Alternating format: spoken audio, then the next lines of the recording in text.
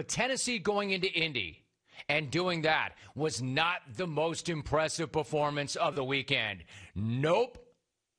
Who does that distinction belong to? Who does that honor go to?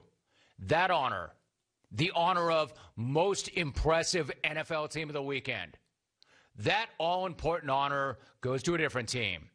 And for that announcement of that team, the team of the week, the Van Smack team of the week. That's right. The Van Smack team of the week is the Raiders. Your Las Vegas Raiders. The Raiders who beat Kansas City in Week 5 and then played Kansas City tight in a one-score game last week. The same Raiders who Travis Kelce called, quote, the best Raiders team I've played since I've been in the league. That crew just lost to the Atlanta Falcons. No. Oh, I'm sorry, my bad. Lost does not do it justice. That crew just got humiliated by the Atlanta Falcons. 43-6. I've been waiting on that. Yeah, but, yeah, that'll happen. That'll happen. I mean, the Falcons have had a rough season, but they do still have elite weapons like Julio Jones and Todd Gurley. No, they didn't. Those two did not play. And Atlanta still publicly humiliated the Raiders. The Raiders had 5 turnovers. They had 6 points. They nearly had more turnovers than points. That's not a healthy ratio. The turnover to point ratio of 5-6, not good. They definitely had more penalties than they had points. And some of those penalties were downright idiotic. They had both roughing the passer and a roughing the kicker. Teams typically do not hit the roughing daily exacta. If you had that, you got paid. As Derek Carr said afterwards, the Raiders, quote, got punched in the face, and it kept happening. Punched in the face. My man, yeah, that. You did get punched in the face. And then you went down, and then you went to sleep, face first on the pavement. And then Atlanta proceeded to start stomping on your head while you napped it out in the street. Nate Robinson did a better job defending himself against that YouTuber than the Raiders did against that ass-kicking the Falcons put on them. Man, it got so bad, Nathan Peterman got into the game in the fourth quarter. If that's not the ultimate insult, what is? If Nathan is on the field, that means you're either up by 9 touchdowns or you're down by 9 touchdowns. Hell, how many of you even knew?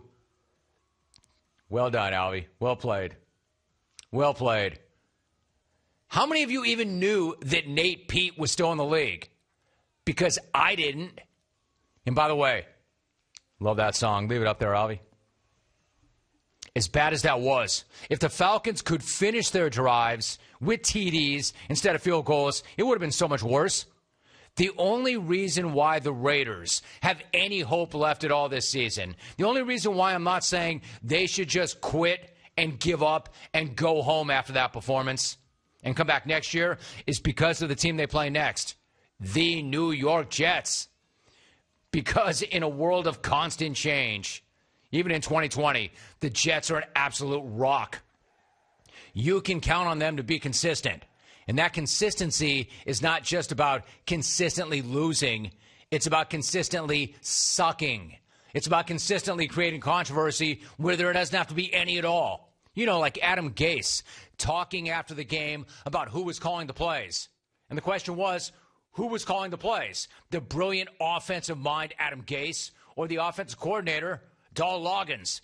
There's the fact that I have never seen a head coach more awkward, more cringy, and more uncomfortable answering questions than Eyes. But we've known that for years. We've known that ever since he showed up at that presser with eyes bugging right out of his head.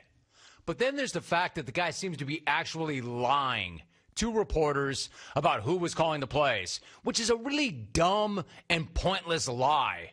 And then having to come up with other lies to make the first lie hold up. What the hell does that get you, Eyes?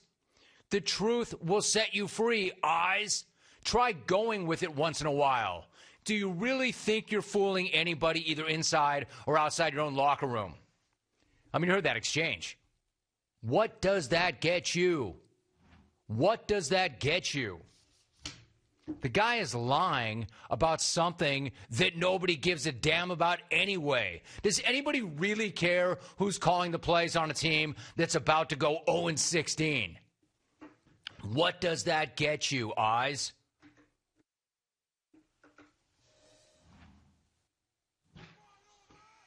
It sounds like you're calling the plays yourself. Newsflash, Eyes. No one really gives a damn who is calling the plays on a team that's 0-16. That's what makes lying about it so stupid. Bad enough to lie, even worse to lie about something that nobody cares about that doesn't even matter. Oh, and one more lie as I go to break. Speaking of lies, was there a bigger lie anywhere than this notion that Mitchell Trubisky was going to be new and improved? Yeah, that, except he looked exactly the same, only worse. More on that later on. I've got a ton of other NFL to get to. Like I said, that was a weird-ass weekend, and they didn't even play all the games. The NFL Roundup over the weekend. Week 12. In fact, the thing about Week 12 is it's not even finished yet.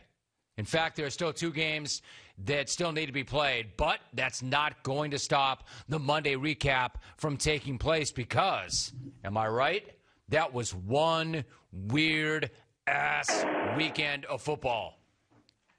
And that's before I even get to the Ravens and the Steelers, which was supposed to be played Thursday night, then Sunday afternoon, and now might be Tuesday night. Like, maybe. That's before I talk about the embarrassment that was the Denver Broncos. They may get their own take a little bit later on. In order to celebrate the weirdness, I'm going to do something that I rarely do, and that's start the Monday recap with highlights from a team that lost. How about a minute for Carolina rookie Jeremy Chinn? Because my dude had himself a minute to last a lifetime. Chinn with the scoop and score and dunk, that was impressive. Really impressive. You know what's more impressive? Doing the exact same thing on the next play from scrimmage. Can I tell you something? These guys had barely even finished talking about the first one before Chinn did it again seconds later. After that, I was fully expecting this guy to complete the hat trick. I mean, that was wild. That was wild, and that was so 2020.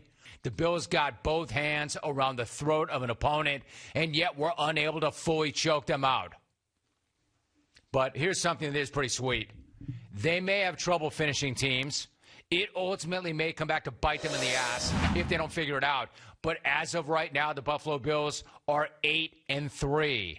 And on a day where they did not break 100 passing yards until late in the third quarter, they did find a way to win. Again, they do find a way to win. Unfortunately, the LA Chargers did what they've become known for. They found a way to lose. I mean, as always, don't I do this every single Monday? Don't I say the exact same thing every single Monday? You know, the old, I really like these guys. They really do have talent. I really like the organization. But they lost again.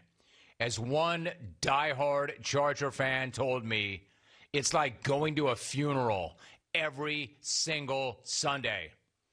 And speaking of finding a way to win, it was not that long ago that it felt like the Tennessee Titans season was hanging in the balance. I mean, practically circling the drain after losing 3 or 4 games and trailing the Ravens by double digits in the second half. At that point, you lose that game, they're dead on arrival.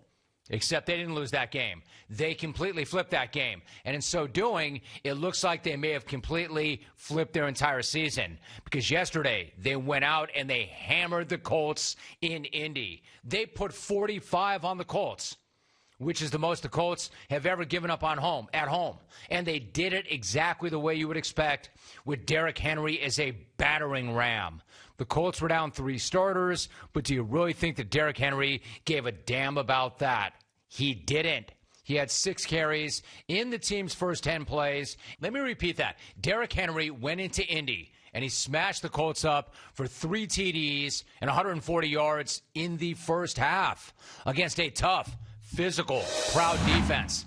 I mean, if you want at this point, you can question Phillip Rivers all you want and the offense. But coming in, there were not any questions about that defense until Henry gashed them completely. And yes, I know the Colts are all banged up front, except it's 2020. It's COVID-19. Everybody has huge problems. No one really cares about whatever excuse you want to make. The Titans will give you the hands. The Titans are a really physical team. Except if you think that the Titans offense is just Derrick Henry and 10 other guys, you're a dope. Because clearly you are sleeping on A.J. Brown, and you do not want to sleep on A.J. Brown. Here in that government, after running through nearly every member of the Ravens defense last week, Brown ran past just about every member of the Colts on that play.